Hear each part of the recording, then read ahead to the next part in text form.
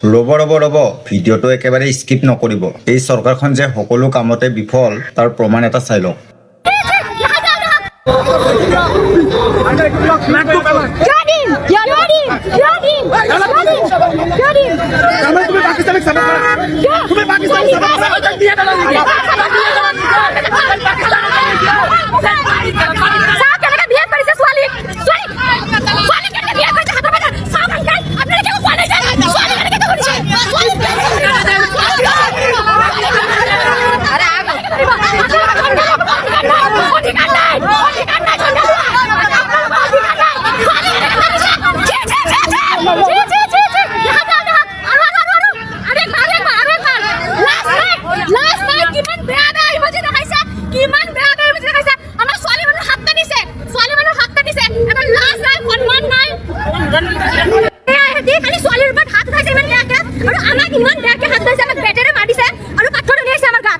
এতিয়া কথা হ'ল নাৰীৰ সুৰক্ষাৰ নামত এই নেতাসকলে যে ইমান ডাঙৰ লেকচাৰ মাৰে। এতিয়া আপোনালোকে কওকচোন প্ৰকৃত সুৰক্ষা কি দিছে? কোনোবা ৰাজনৈতিক দল এটাক ছাপৰ্ট কৰা সেইটো আমাৰ মৌলিক অধিকাৰ, মানে নিজৰ অধিকাৰ। আপুনি হয়তো বিজেপিকো ভাল পাব পাৰে, নহলে কংগ্ৰেছকো ভাল পাব পাৰে, সেইটো আমাৰ নিজৰ অধিকাৰ, সেইটো কোনো কাঢ়ি লোৱা বস্তু নহয়। এই ছোৱালীজনীক যে গাড়ীৰ পৰা টানি আনিছে, পাথৰ মাৰিছে, বেয়া ব্যৱহাৰ কৰিছে, সেইসকল হ'ল বিজেপিৰ ছাপৰ্টাৰ। আৰু এতিয়া কথা হ'ল বিজেপিৰ ছাপৰ্টাৰ কাৰণে তেওঁলোকে যিবিলাক ক্ৰাইম কৰিছে, যোনটো গুণা কৰিছে, সেইটোৰ মানে একো ধৰণৰ আইনী ব্যৱস্থা নহয় নেকি?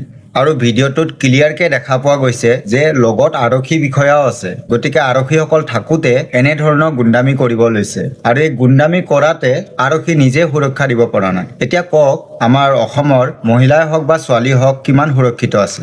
আৰু এই ভণ্ডামি যুৱকসকলে যিদৰে এই ছোৱালীজনীক ব্যৱহাৰ কৰিছে, এইটো গেৰেণ্টি যে ছোৱালীজনীক যদি আজি অকলে পালে হয় তেনেহলে ধৰ্ষণো কৰি দিলে হয় আৰু মাৰিও পেলালে হয়। কাৰণ যদি বেয়া ইংগিত দিব পাৰে, অকলে পালে কিমান কি ফাইদা উঠাল হয় আপোনালোকে নিজে ভাবক।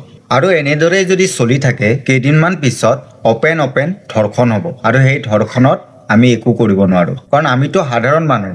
আপোনালোকে দেখিছে আৰক্ষী থকাৰ পিছতো সিহঁতৰ কিমান সাহস, কেনেকে ক'ব কাৰণে সাহস পাইছে, কেনেকে গুণ্ডামি কৰিব সাহস পাইছে। তেনেহলে আমিতো সাধাৰণ মানুহ, আৰু আমাৰ মা বেটি বা আপোনাৰ ছোৱালী বা বাই ভনীসকল কোনো সুৰক্ষিত নহয়, ওলাই যাবই নোৱাৰিব। ধৰ্ষণৰ ওপৰত ধৰ্ষণ হ'ব এনেকে থাকিলে। মোৰ মতে অপৰাধে হয়। এইসকল ভণ্ডামি যুৱক যে বিজেপি ছাপৰ্টাৰ, সেইকাৰণে যে তেখেতসকলৰ অপৰাধবিলাক লুকুৱাই দিয়া যাব, সেইটো আমি মানি চলিব নোৱাৰো। আপোনালোকে যদি আজি চুপচাপ থাকে, কালি পৰহি আপোনাৰ মা ভনী বাইদেউৰ লগতো এই ঘটনা ঘটিব পাৰে। যদি চৰকাৰ এখন আমি বনাব পাৰো তেনেহলে চিধা কথা চৰকাৰ এখন ভাঙিবও পাৰে। গতিকে যিমান পাৰে ভিডিঅ'টো শ্বেয়াৰ কৰি দিয়ক, যাতে এই অপৰাধীসকলে শাস্তি পায়।